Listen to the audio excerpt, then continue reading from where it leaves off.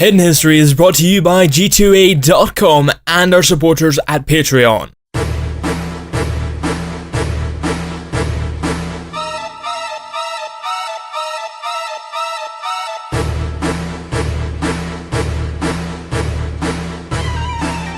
A full 10 years after it was first announced, Final Fantasy 15 is finally around the corner, bringing with it a whole new era for one of gaming's most historic franchises. So we thought it would be a great time to take a look back at the series as a whole, which is filled with some of the most interesting and unique allusions in video games. For one thing, the world of Final Fantasy seems both deeply inspired by, and some would say critical of, real-world religions. In fact, this tradition of including religion in Final Fantasy games goes all the way back to the first game from 1987, though you wouldn't know that if you'd play the American NES version, where the game's churches were replaced with clinics due to Nintendo's policy on religious references. But Square didn't stop there. In fact, the references only became more interesting and subtle as the series went on. Final Fantasy II finds the player travelling to a dungeon called Pandemonium late in the game, after it emerges from the depths of hell. In Greek, the name roughly translates to all demons, and it is also a reference to the epic poem Paradise Lost by the 17th century English poet John Milton. In Milton's story, Pandemonium is the palace of hell, serving as the capital of Satan's evil realm. This mirrors the Pandemonium in Final Fantasy II, where it was also once owned by Satan, and serves as the setting of the final battle of the game.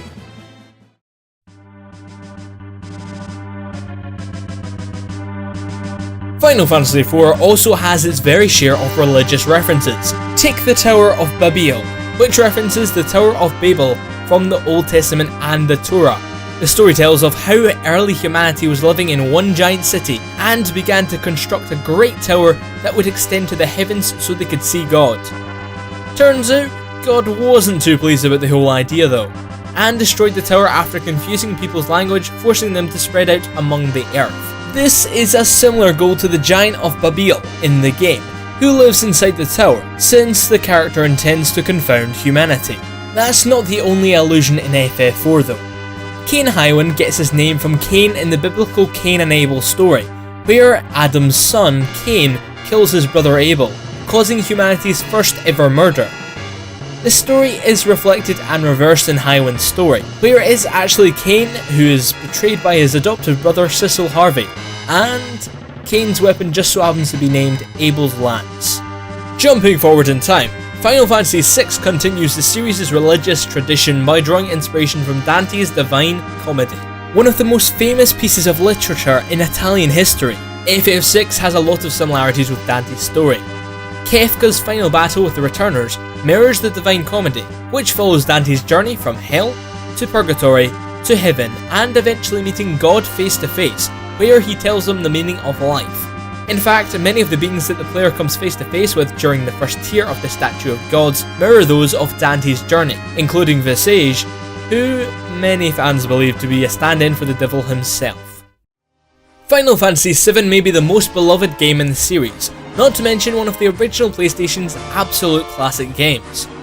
When writing the game, Square Enix has said that they took a lot of inspiration from one very interesting source, medieval Jewish mysticism, known as Lurian Kabbalah.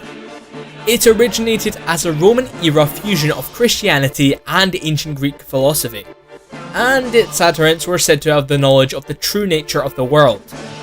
Eventually though, the group was persecuted until their beliefs died out, though traces of it remain in many modern religions to this day. This mirrors Final Fantasy VII's Citra, an ancient race who were also despised and hunted down until their religion almost disappeared. Many of Citra's beliefs about magic are similar to the followers of Jewish mysticism, who believe humans could actually have access to spiritual power similar to magic.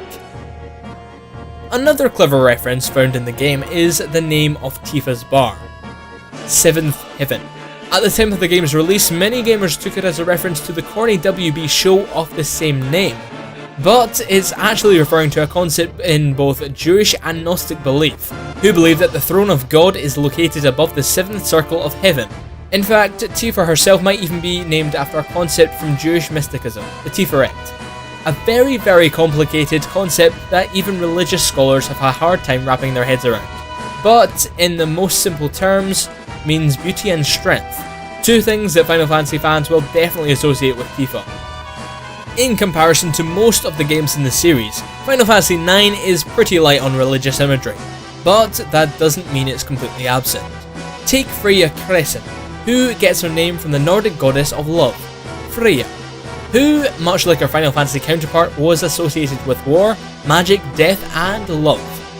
That's all for this week, but make sure to like, comment, and subscribe so we can make more Final Fantasy episodes in the future.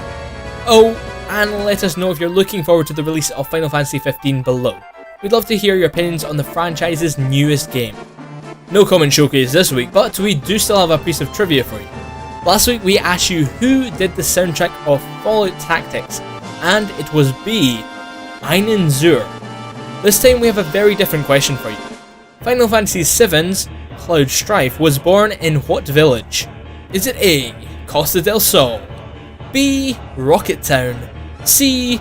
Pilia, or D. Nibelheim? Tell me your answer in the comment section below, and while you're at it, why don't you check out some more hidden history, or maybe a video that I or Austin has done.